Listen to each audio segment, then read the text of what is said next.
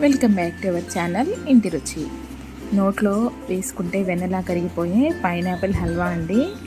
చాలా ఈజీగా, సింపుల్గా, టేస్టీగా ఎలా చేసుకోవాలో చూసేద్దాము. త్వరగా కూడా అయిపోతుందండి, ఎక్కువ టైం కూడా పట్టదు.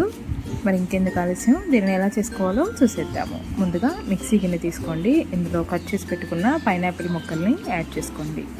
ఇలా వేసుకొని దీనిని మిక్సీ చేసుకుని తెచ్చేసుకుందామండి.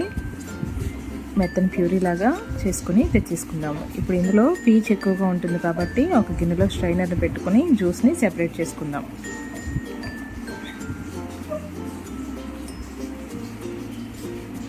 ఈ పల్ప్ అనేది వస్తుందండి, దీనిని వేస్ట్గా పడేయటమే. ఇప్పుడు ఈ జ్యూస్ ఉంది కదా, ఈ జ్యూస్లో 1 కప్పు వరకు కార్న్ఫ్లోర్ని యాడ్ చేసుకోండి.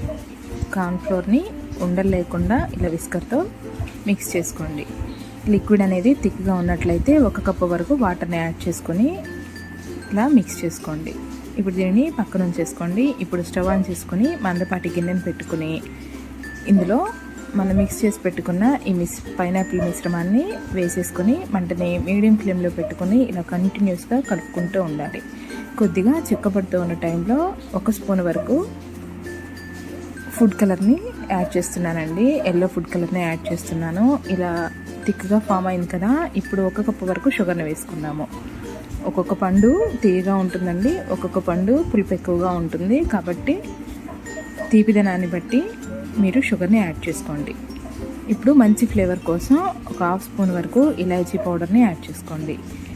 హల్వా అంటే మరి మనకి నెయ్యిని యూజ్ చేయాలి కదా, అలానే మంచి కమ్మగా ఉండడం కోసం నెయ్యిని యాడ్ చేసుకొని ఇలా ప్యాన్కి సెపరేట్ అయ్యేంత వరకు ఇలా కంటిన్యూస్గా తిప్పుకుంటూ ఉండాలి. అవసరమైనంత నెయ్యి పడుతుందండి. ఒక 4 స్పూన్స్ వరకు నెయ్యిని యాడ్ చేసుకోండి. కొద్దిగా నెయ్యిని యాడ్ చేసుకుంటూ మనకి ప్యాన్ నుండి ఈ మిశ్రమం అనేది సెపరేట్ అవ్వాలి. అప్పుడే చక్కగా కుక్ అయ్యి మంచిగా మనకి ముక్కలుగా వస్తుంది. ఇలా ఇందులోనే కొన్ని జీడిపప్పు పలుకులను కూడా యాడ్ చేసుకొని ఇలా చక్కగా ఉడికించుకోండి. ఒక 10 to 15 మినిట్స్ పడుతుందండి ఈ ప్రాసెస్ అంతా కూడా. ఇప్పుడు దీన్ని స్టవ్ని ఆఫ్ చేసేసుకోండి. ఇప్పుడు దీనిని పక్కన ఉంచేసుకోండి.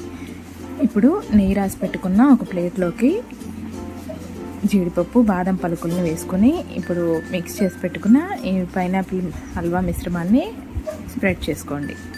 ఇలా వేసుకున్న తర్వాత కొంచెం డెకరేటివ్గా ఉండటం కోసం జీడిపప్పు, బాదం పలుకులను కూడా యాడ్ చేసుకోండి. ఇది ఇలా పూర్తిగా చల్లారిపోయి సెట్ అయిన తర్వాత ఇలా ఒక ప్లేట్లోకి టర్న్ చేసేసుకోండి.